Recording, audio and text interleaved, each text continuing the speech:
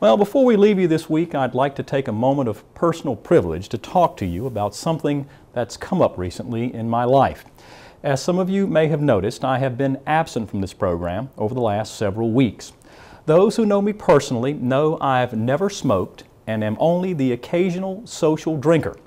Be that as it may, on June 20th, I was diagnosed with stage 3 esophageal cancer. As it turns out, it seems to be hereditary.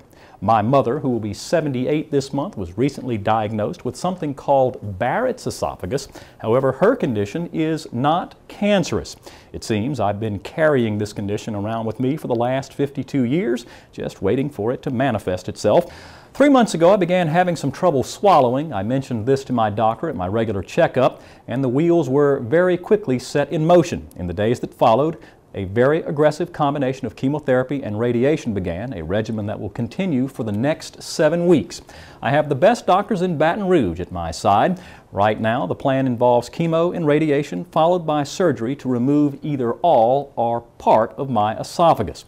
My doctors have given me an 80% chance I'll survive this whole thing, which is much better odds than you get when trying to cross the street in Shanghai when we did our show from China a few years back. The recovery period is expected to take much of the fall. And speaking of the fall, it's going to be very busy around the Twyla Studios this autumn. Our own A.J. Sabine will finish law school, a challenge he undertook nearly 4 years ago. Social media correspondent Hillary Jaworski will be leaving us to take a position with the BASF Corporation, and we wish her the best of luck in her new career pursuits. And executive producer Avery Davidson and his wife Lauren are expecting their first child around November 20th. It's a boy, I'm told. Yes, a lot going on around the Twyla shop in the coming months, so if I am away from this broadcast, it's because I have to be. But know that I'll leave you in the very capable hands of a very talented Twyla staff.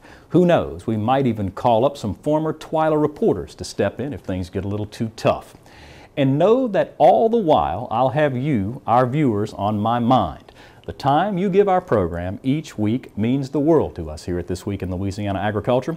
Your comments, story ideas, contest entries, and phone calls are what motivate us to be the best we can be. We feel good when we feel that you are part of the program, part of the Twyla team. Word about my illness would have gotten around sooner or later, so I wanted you to hear it from me. Thanks for your viewership over the years and your continued support of our program. I look forward to visiting with each of you each week to bring you the most insightful and interesting stories agriculture has to tell. And I look forward to doing it for many, many years to come. For all of us here at This Week in Louisiana Agriculture, thanks for watching, everybody. God bless you. Hope to see you again right here next week.